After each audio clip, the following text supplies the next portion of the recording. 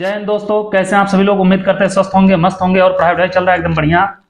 आज हम देखेंगे बेटा क्लास 10th का हिंदी का निबंध, जो कि बहुत महत्वपूर्ण निबंध है बेटा, प्रदूषण की समस्या एवं समाधान। बाबू जितने भी निबंध आते हैं इसमें सबके सब 9 नंबर के आते हैं और यह निबंध बार बार पूछा जाता है। आतंकवाद की समस्या एवं समाधान, बेरोजगारी की समस्या एवं समाधान, छात्र और अनुशासन, प्रदूषण की समस्या एवं समाधान, ऐसे निबंध बेटा बार बार पूछे जाते हैं और इसको आप लोग 1 से 2 बार पढ़ लो, क्योंकि यह एक निबंध लिखोगे बाबू और आपको मिल जाएगा 9 नंबर। 9 नंबर कम नहीं होता है, बहुत ज्यादा होता है। ठीक है, तो आप लोगों को एकदम मेहनत से पढ़ना है। तो हम आज कराने जा रहे हैं बाबू आप लोगों का प्रदूषण की समस्या एवं समाधान, बहुत ही एकदम आसान भाषा में। और एक बार अगर आप लोग पूरा वीडियो देख लिए तो कभी भूलोगे नहीं। ठीक है, 9 नंबर लेके आओगे, कोई रोक नहीं पाएगा। तो ठीक है बेटा, तो इसमें सबसे पहले आप लोग क्या लिखना रहेगा बेटा, हेडिंग लिखोगे प्रदूषण समस्या और समाधान। ठीक है, लिख लोगे। उसके बाद बाबू आपको लिखना पड़ेगा रूपरेखा। रूपरेखा लिखोगे, उसमें क्या बेटा, पहला प्रस्तावना, फिर प्रदूषण के प्रकार, या बेटा प्रदूषण भी लिख सकते हो। ठीक है, वायु प्रदूषण, जल प्रदूषण, रेडियोधर्मी प्रदूषण, ध्वनि प्रदूषण, प्रदूषण पर नियंत्रण और उपसंहार। ठीक है बाबू, इतना लिखने के बाद आपको अगली हेडिंग डालना पड़ेगा, क्या बेटा, प्रस्तावना। अगली हेडिंग डालोगे बाबू प्रस्तावना। तो प्रस्तावना में क्या लिखोगे, जीवन को सुचारू रूप से चलाने के लिए, किसको बेटा, जिंदगी जो हमारी लाइफ होती है इसको सुचारू रूप से मतलब ढंग से चलाने के लिए एक संतुलित वातावरण की आवश्यकता होती है। क्या होता है बेटा, एक संतुलित वातावरण की जरूरत होती है। संतुलित वातावरण में प्रत्येक घटक एक निश्चित मात्रा में उपस्थित रहते हैं, मतलब संतुलित वातावरण में हर एक चीज जो है बेटा एक क्या है, एक मात्रा में, उनकी एक क्या है, मात्रा है, में उपस्थित रहते हैं। कभी कभी वातावरण का संतुलन बिगड़ जाता है, कभी कभी क्या होता है, यह संतुलन कम ज्यादा हो जाता है, मतलब बिगड़ जाता है बेटा। और जब संतुलन बिगड़ जाता है तो परिणामतः वातावरण दूषित हो जाता है। तो क्या होता है, वातावरण में दूषण हो जाता है बेटा, तो उसी को क्या कहते हैं, वातावरण दूषित हो जाता है, जो जीवधारियों के लिए किसी न किसी रूप में हानिकारक सिद्ध होता है। और जब दूषित हो जाता है तो क्या होता है बेटा, जितने भी जीवधारी हैं, चाहे इंसान हो चाहे जानवर हो, सबके लिए क्या होता है, वह हानिकारक होता है। इसे ही क्या कहते हैं बेटा, प्रदूषण कहते हैं। इतना समझ में आया होगा आप लोगों को। फिर अगली हेडिंग डालोगे बेटा, जो रूपरेखा में लिखे थे, अगला क्या लिखे थे बेटा, प्रदूषण के प्रकार। ठीक है, क्या लिखोगे, प्रदूषण के प्रकार। प्रदूषण के कुछ प्रमुख प्रकार निम्नलिखित हैं, इतना लिख लोगे बेटा।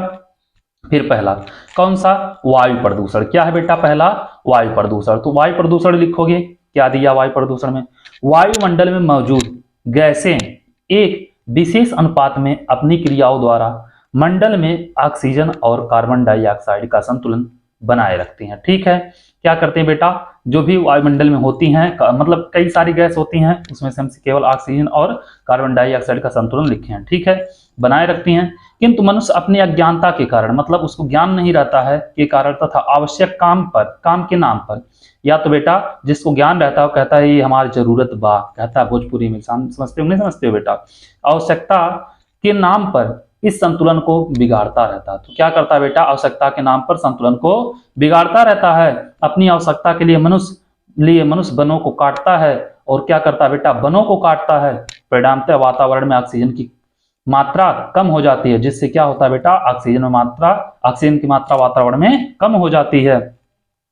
मीलों और चिमनियों, जो मील होते, कारखाने होते बेटा, और जो चिमनियां होते हैं, इससे निकलने वाले धुएं के कारण वातावरण में विभिन्न प्रकार की, और उनसे जो धुएं निकलते बेटा, उससे भी वातावरण में बहुत से विभिन्न प्रकार के क्या होते हैं, हानिकारक गैसें बढ़ती चली जा रही हैं। क्या होती है बेटा, हानिकारक गैसें जो होती बढ़ती चली जा रही हैं। कोयले और तेल के जलने से सल्फर डाइऑक्साइड गैस उत्पन्न होती है, और जो बेटा तेल जलता है, कोयला जलता है, इससे भी क्या होती है, सल्फर डाइऑक्साइड गैस उत्पन्न होती है। यह गैस वायु में पहुंचने पर वर्षा या नमी के साथ घुलकर धरती पर पहुंचती है।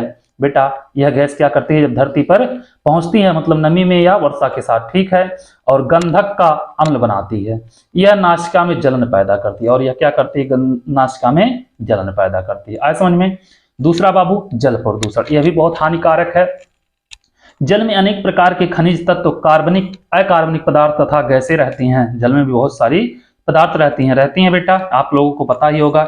यदि जल में इन पदार्थों की मात्रा असंतुलित हो जाती है तो जल प्रदूषित होकर हानिकारक हो जाता है, और इन सब की क्या होती है बेटा, संतुलन बिगड़ता है तो जल क्या होता है, हानिकारक हो जाता है। क्यों, क्योंकि वह प्रदूषित हो जाता है। आज हम नदियों में मीलों का कचरा, मल मूत्र आदि प्रवाहित करते हैं। नदियों में हम लोग क्या कर रहे हैं बेटा, कमी तो हम ही लोगों की है ना। जैसे कंपनी या कारखाने या मील, इन सब की कचरा ले जाके नदी में बहा देते हैं, या मलमूत्र जो होता है उसको ले जाके नदी में खोल देते हैं, बहा देते हैं। तो इससे क्या होती है बेटा, इसके फलस्वरूप हमारे देश के अधिकांश नदियां का जल प्रदूषित होता जा रहा है। इससे क्या होती हैं, जो नदी होती है उनके जल प्रदूषित होती चली जा रही हैं। ठीक है। उसके बाद आता है बेटा रेडियोधर्मी प्रदूषण, यह भी बहुत हानिकारक है। परमाणु शक्ति उत्पादन केंद्र में विभिन्न परीक्षण से भी जल, वायु तथा पृथ्वी का प्रदूषण होता है। ठीक है बेटा, जो परीक्षण होता है उससे भी प्रदूषण बहुत तेज फैलता है, जो आज के लिए नहीं बल्कि आने वाली पीढ़ियों के लिए भी हानिकारक है। मतलब आज तो हानिकारक है, यह है जो आने वाली पीढ़ी बा वो खातिर हानिकारक रहे। हाँ, परमाणु विस्फोट से संबद्ध स्थान का तापक्रम इतना अधिक हो जाता है, जहां पे विस्फोट होता है बेटा वहां का ताप इतना ज्यादा हो जाता है कि धातु तक पिघल जाती है, कि वहां पे धातु रखी जाए तो भी पिघल जाएगी। ठीक है बेटा, विस्फोट के उस समय उत्पन्न रेडियोधर्मी पदार्थ वायुमंडल की बाह्य परतों में प्रवेश कर जाती है, और जब वायुमंडल में बेटा प्रवेश कर जाएगी, जहां पर ये ठंडे होकर संघनित अवस्था में, जब ठंडे होते हैं तो बेटा क्या होती है, जम जाती है, बूंदों का रूप ले लेती है और वायु के झोंकों के साथ समस्त संसार में फैल जाती है। तो जब ठंडा होता है बेटा क्या होता है, बूंदों के रूप में जम जाता है और हवा के साथ क्या करता है, पूरे ये मतलब विश्व भर में फैलने लगता है, पूरे संसार में फैलने लगता है। तो क्या होगा, हानिकारक ही तो होगा बेटा। उसके बाद आता है अगला ध्वनि प्रदूषण। अब बाबू ध्वनि प्रदूषण क्या होता है ये भी देख लो। ध्वनि प्रदूषण अनेक प्रकार के वाहनों, मोटर कार, विमान, ट्रैक्टर आदि तथा लाउड स्पीकर, बाजे, कारखाने के सायरन और मशीन से भी ध्वनि प्रदूषण होता है। जो बेटा आवाज होती है बहुत सारा, चाहे किसी भी चीज की हो, वह भी क्या है, ध्वनि प्रदूषण का ही कारण है। ठीक है। और क्या कह रहा बेटा, अधिक तेज ध्वनि से मनुष्य को सुनने की शक्ति का ह्रास, मतलब सुनने की शक्ति कमी होती है, ज्यादा तेज ध्वनि से सुनता है तो सुनाई इसको कम देने लगता है। अनिद्रा और बेटा नींद की भी कमी होती है, कभी कभी पागलपन का रोग भी उत्पन्न हो जाता है। बहुत बड़ी प्रॉब्लम है बेटा ध्वनि प्रदूषण भी, ये चीज ध्यान रखना। ठीक है। उसके बाद क्या आता है बेटा, प्रदूषण पर नियंत्रण, मतलब प्रदूषण को रोका कैसे जाए। प्रदूषण को रोकने के लिए व्यक्तिगत और सरकारी दोनों ही स्तरों पर पूरे प्रयास की आवश्यकता है बेटा।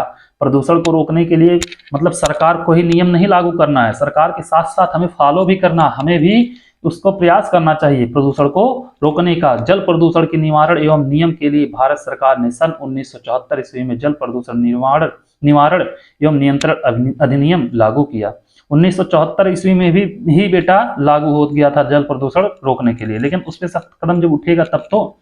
इसके अंतर्गत केंद्रीय बोर्ड के सभी प्रदेशों में प्रदूषण नियंत्रण बोर्ड गठित किए गए हैं। ठीक है बेटा, लेकिन क्या करेंगे जब उस पर काम होगा तब। ठीक है। उद्योग के कारण उत्पन्न होने वाले प्रदूषण को रोकना होगा, औद्योगिक कचरे के निवारण की समुचित व्यवस्था करनी होगी, धुएं तथा अन्य प्रदूषण के समुचित ढंग से निष्कासन और उसको व्यवस्था का भी दायित्व लेना होगा। वनों की नियंत्रित कटाई पर रोक के लिए कठोर नियम बनाए गए हैं, उन्हें और कठोर करना होगा और उसे पालन भी करना जरूरी है। ठीक है बेटा। इसके बाद आता है उपसंहार। उपसंहार क्या होता है, क्या होता है बेटा, इस प्रकार हम देखते हैं पर्यावरण के प्रति जागरूकता से ही हम भविष्य में और अधिक अच्छा एवं स्वस्थ जीवन जी सकेंगे और आने वाली पीढ़ी को प्रदूषण के अभिशाप से मुक्ति दिला सकेंगे। अतः सरकार के साथ साथ हम सभी का भी यह कर्तव्य बन जाता है कि हम प्रदूषण मुक्त पर्यावरण तैयार करने की दिशा में जागरूक रहें। ठीक है। तो सरकार का ही कर्तव्य नहीं है बेटा, इसमें हम नागरिकों का भी कर्तव्य है कि हम क्या करें, प्रदूषण से मुक्ति पाएं, प्रदूषण को मुक्त करें। ठीक है।